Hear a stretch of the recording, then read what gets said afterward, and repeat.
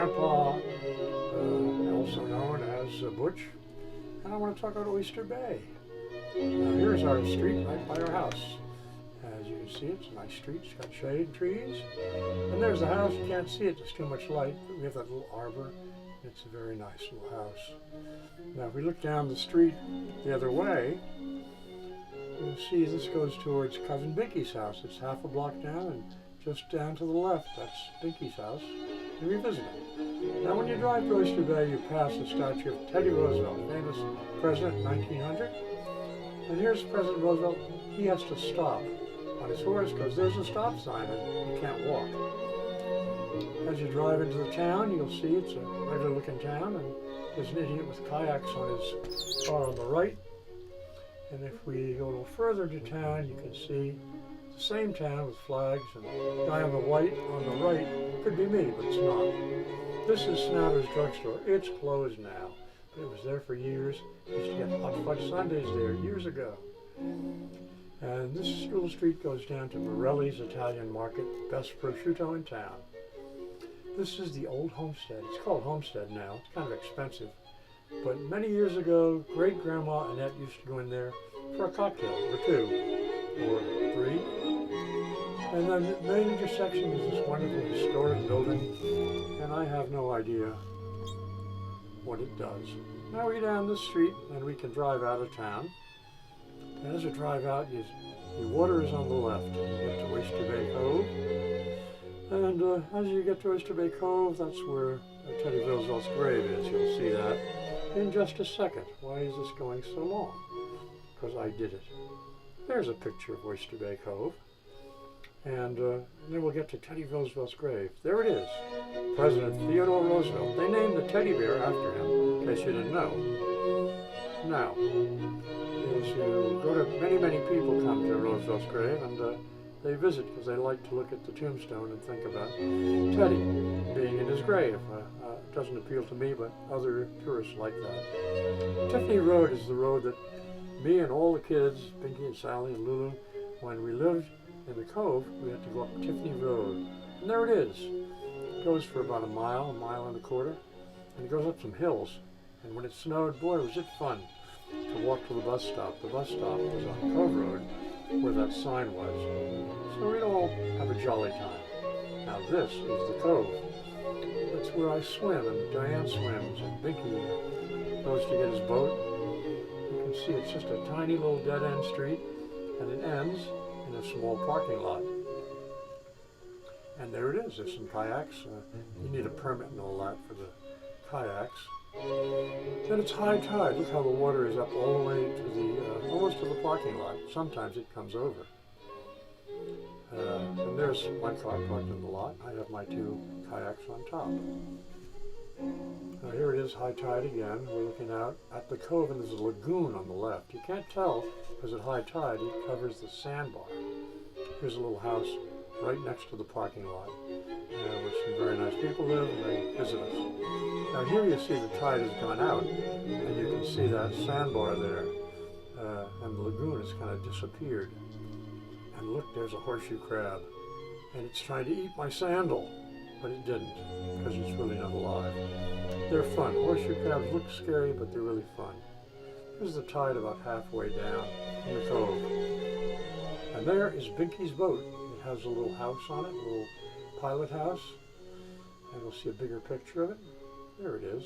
If Mr. Ken Burns will ever let us see it, he may not. There it is. It's called the Spindrift. And there's Binky's workboat. He uses that to put moorage buoys in with that little crank dealie there.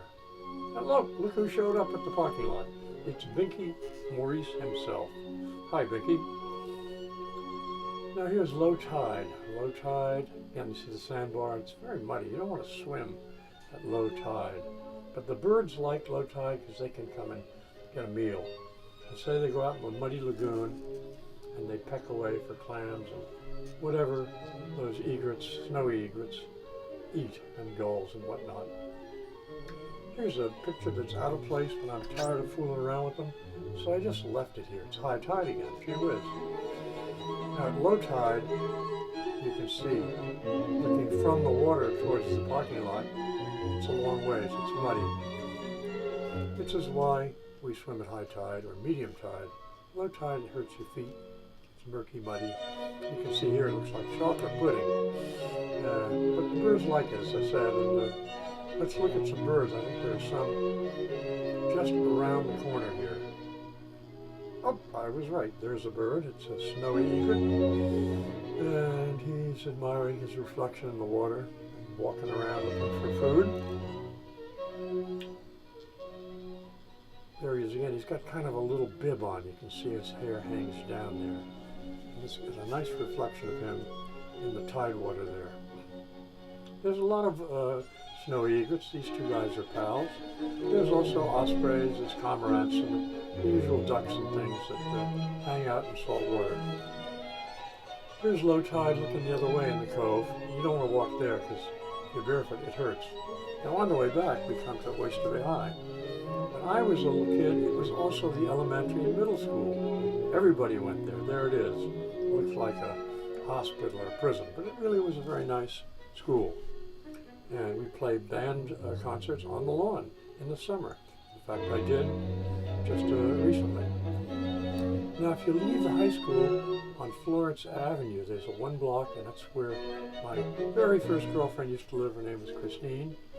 And it ends with the oil docks down there. And we'd sneak out and go down there. There's Christine's bedroom. I used to throw little rocks at the window to wake her up in the middle of the night. And there's Christine's house. Diane, if you're looking at this, I'm not obsessed with Christine. I just think it's a historical fact that I was an adolescent. Now we're back in town, and we're going to go to Roosevelt Beach. Now, on the way to Roosevelt Beach, which is 2 blocks out of town, 3 blocks, is the Railroad Museum. And here's the park. It looks like a park right on the water. And people picnic there, I think. Maybe they do. Let's see. Oh my God, they do. Look at this big picnic going on in the shelter there. And there's a beach. People love to go on. So this is a weekday, so. And then there's a boat slip. And if you have a lot of money, you can, and a lot of time, you can get a slip in this boat slip. Maybe 2 years wait. And here's the people, a girl and a boy, and they're sitting down there, just enjoying the water.